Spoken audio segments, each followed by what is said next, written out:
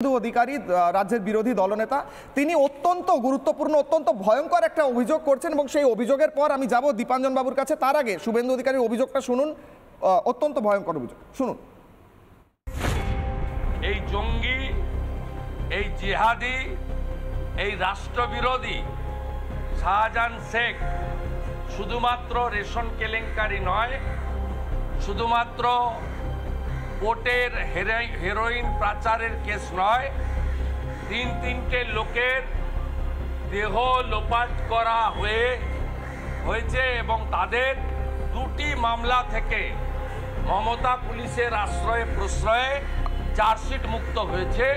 সঠিক বিচার এই দুই মহিলা বা এই তিনটি পরিবারের লোকেরা পাবে, এই জন্যই আমার এখানে আসা।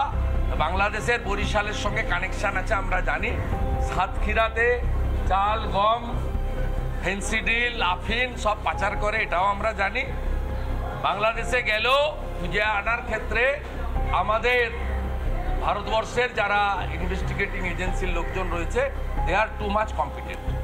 এখানে চোর, ডাকাত, গুন্ডা, লুটেরা, জঙ্গি, দেশদ্রোহী, পুলিশ আর মমতা তার ভাইপো একসঙ্গে মিলেমিশে একাকার হয়ে থাকার জন্য এই ঘটনাগুলো ঘটছে।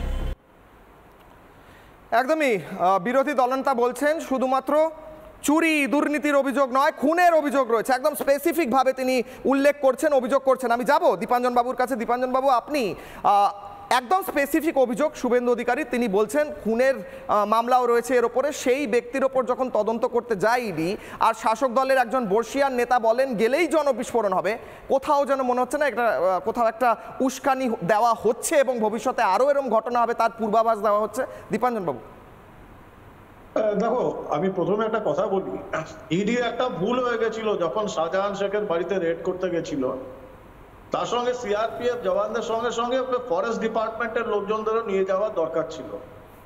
কারণ বাংলায় আজকাল প্রতি ঘরে ঘরে বাঘ তৈরি হচ্ছে। একটা বাঘকে বোলপুর থেকে নিয়ে গেছিল, এই আরেকটা বাঘ, অনেক শঙ্করাঢ্য আরেকটা বাঘ। তো সারা ভারতবর্ষে বাঘের সংখ্যা কমলেও বাংলায় কিন্তু বাঘের সংখ্যা বেড়ে যাচ্ছে। তো এখন ব্যাপারটা হচ্ছে, যেটা বললেন এটা খুব খাঁটি কথা বলেছেন। আমি জানি না ওনার কাছে কতটা ইনপুট রয়েছে শুভেন্দু বাবুর কাছে, কিন্তু এটা ঘটনা। এবং এটা আমি অনেকদিন আগেও বলেছিলাম যে বাংলা থেকে যে হাজার হাজার কোটি টাকা পাচার হয়েছে, এর জন্য যে সিন্ডিকেট দরকার, সেই সিন্ডিকেটে অবধারিতভাবে হিউম্যান ট্রাফিকিং এর লোক ইনভলভ। এবং দেখেছেন গতকাল বা পরশুই বোধহয় এনআইএ তদন্ত শুরু করেছে অলরেডি হিউম্যান ট্রাফিকিং নিয়ে। আমি বলছি, দায়িত্ব নিয়ে বলছি, এই সিন্ডিকেটে ইলিগাল আর্মস ওয়েপন চালাকারী তারা রয়েছে, এখানে টেরোরিস্ট অর্গানাইজেশন গুলো রয়েছে, ড্রাগ মাফিয়া রয়েছে।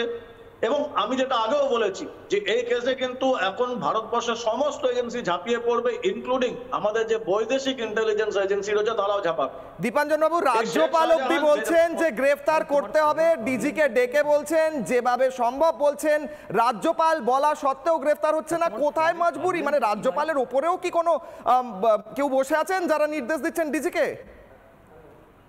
দেখো, এটা তো মানে কোনো ডাউট করার জায়গা নেই। একটা টেলিভিশন চ্যানেলে তো দেখিয়েছে এই শেখ শাহজাহানের অডিও বার্তা, সে তো কোথাও থেকে একটা মোবাইলে এটাকে কাউকে পাঠিয়েছে বা চ্যানেলে পাঠিয়েছে। বাংলার পুলিশ একসময় বলা হতো স্কটল্যান্ড ইয়ার্ড, এবং বাংলার পুলিশের মাথায় যিনি বসে আছেন সম্ভবত বলা হতো উনি ভারতবর্ষের অন্যতম শ্রেষ্ঠ ইন্টেলিজেন্ট পুলিশ অফিসার। সে একটা ভিডিও বা অডিও সে পাঠাচ্ছে একটা চ্যানেলকে, লোকেশন ট্রেস করতে পারছে না। এটা বিশ্বাস করলে আমরা মানে এটা বললে আমরা বিশ্বাস করব?